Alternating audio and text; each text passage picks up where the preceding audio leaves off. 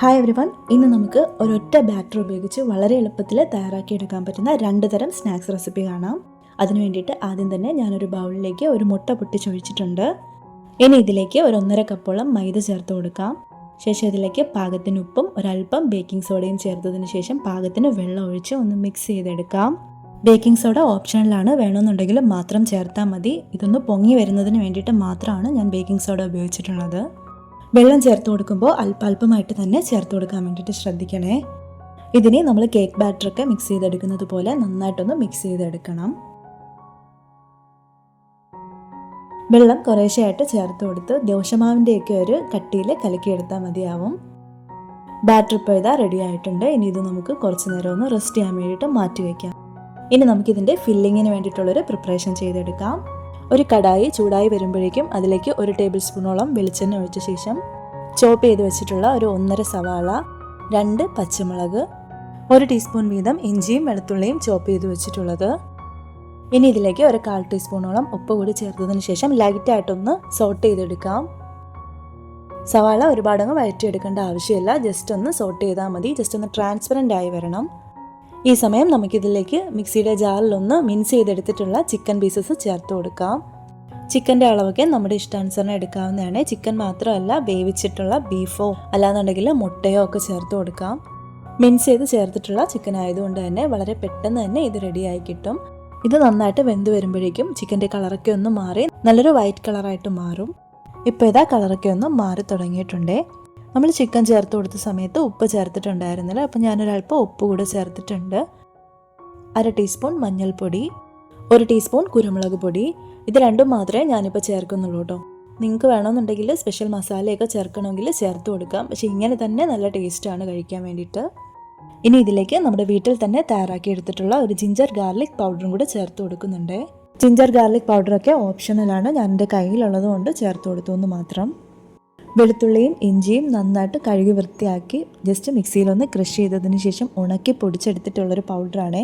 ഈ ഒരു പൗഡർ ഉണ്ടാക്കി വെച്ച് കഴിഞ്ഞാൽ നമുക്കിതുപോലെയുള്ള സ്നാക്സ് ഒക്കെ ഉണ്ടാക്കുമ്പോഴും അല്ലെങ്കിൽ നമ്മൾ കറികളിലൊക്കെ ചേർത്ത് കഴിഞ്ഞാലും ഒരു സ്പെഷ്യൽ ടേസ്റ്റ് ഉണ്ടാവും. നമ്മുടെ ഈ ഒരു ഫില്ലിംഗ് ഇവിടെ റെഡി ആയിട്ടുണ്ട്. ഇനി ഇതിലേക്ക് അല്പം മല്ലിയില ചോപ്പ് ചെയ്തത് കൂടെ ചേർത്തിട്ട് നന്നായിട്ടൊന്ന് മിക്സ് ചെയ്തെടുക്കാം. ഇനി ഇതൊന്ന് മൂടി വെച്ചതിന് ശേഷം നമുക്കൊന്ന് മാറ്റി വയ്ക്കാം. ഇനി ഒരു പാനിലേക്ക് 1 ടീസ്പൂണോളം ബട്ടർ ചേർത്ത് നന്നായിട്ടൊന്ന് സ്പ്രെഡ് ചെയ്തെടുക്കാം.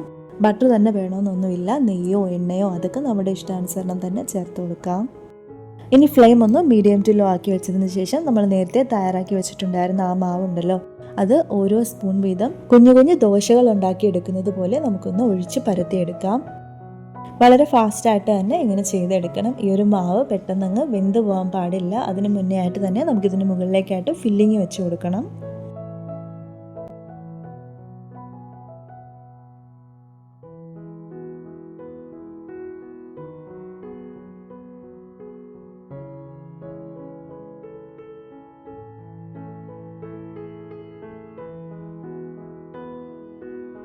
ഇതിപ്പോൾ എല്ലാം തന്നെ ഞാനിങ്ങനെ ചെയ്തെടുത്തിട്ടുണ്ട്. ഇനി ഇതിന് മുകളിലായിട്ട് അല്പം ചീസ് ഗ്രേറ്റ് ചെയ്തെടുത്തിട്ടുള്ളത് കൂടി വെച്ച് കൊടുക്കാം. ചീസൊക്കെ ഓപ്ഷണലാണ്, നമ്മുടെ കയ്യിലുണ്ടെന്നുണ്ടെങ്കിൽ മാത്രം ചേർത്ത് കൊടുത്താൽ മതി, അല്ലാന്നുണ്ടെങ്കിൽ ഇത് സ്കിപ്പ് ചെയ്യാം. ചീസിൽ കാൽഷ്യവും ഹെൽത്തി ഫാറ്റ്സും അതുപോലെ തന്നെ നല്ലൊരു പ്രോട്ടീൻ സോഴ്സും ആയതുകൊണ്ട് തന്നെ ചീസ് കഴിക്കുമ്പോൾ ശരീരത്തിന് നല്ലൊരു എനർജി ഉണ്ടാവും. എന്നാൽ ഓവറായിട്ട് കഴിക്കുകയും വേണ്ട. കുട്ടികൾക്കൊക്കെ ഇതിൻ്റെ ടേസ്റ്റൊക്കെ വളരെ ഇഷ്ടമാവും. ഇനി ഇതിന് മുകളിലായിട്ട് ഒരല്പം ടൊമാറ്റോ സോസ് വെച്ച് കൊടുക്കുന്നുണ്ട്. ടൊമാറ്റോ സോസ് ഒന്നും വേണമെന്നില്ല, കാണാനൊരു ഭംഗിക്ക് വേണ്ടിയിട്ട് മാത്രം ചേർത്തിട്ടുള്ളതാണ്. ഇനി ഇതൊന്ന് മൂടി വെച്ച് ഒരു 3-4 മിനിറ്റ് കഴിയുമ്പോഴേക്കും റെഡി ആയിട്ടുണ്ടാവും. ഇതിപ്പോൾ ഒരു 3 മിനിറ്റൊക്കെ ആയപ്പോൾ തന്നെ ഞാൻ ഓപ്പൺ ചെയ്ത് നോക്കിയിട്ടുണ്ട്. ഇതിപ്പോൾ റെഡി ആയി കിട്ടിയിട്ടുണ്ട്. ചീസൊക്കെ നന്നായിട്ട് മെൽറ്റായിട്ട് വന്നിട്ടുണ്ട്. ഇതിപ്പോൾ ഒരു മിനി പിസ്സ പോലെ ഉണ്ട് കേട്ടോ കാണാൻ വേണ്ടിയിട്ട്. കഴിക്കാനും വളരെയധികം ടേസ്റ്റിയാണ്. ഒരു വട്ടമെങ്കിലും ഇങ്ങനെ ഒന്ന് ട്രൈ ചെയ്ത് നോക്കണേ. വളരെ എളുപ്പത്തിൽ നമുക്ക് തയ്യാറാക്കി എടുക്കാൻ പറ്റുമല്ലോ.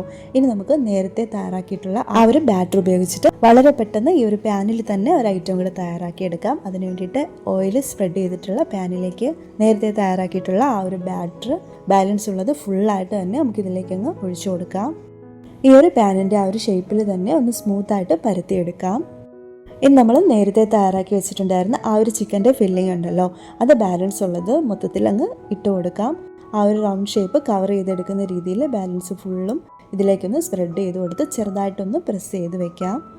ഇനി ഇതിന് മുകളിലേക്കായിട്ട് നീളത്തിൽ അരിഞ്ഞിട്ടുള്ള ക്യാപ്സിക്കം നമുക്ക് ഇഷ്ടമുള്ളൊരു ഷേപ്പിൽ നിരത്തി കൊടുക്കാം. അതിന് മുകളിലായിട്ട് നീളത്തിൽ കട്ട് ചെയ്തെടുത്തിട്ടുള്ള ചീസും വെച്ച് കൊടുക്കുന്നുണ്ട്.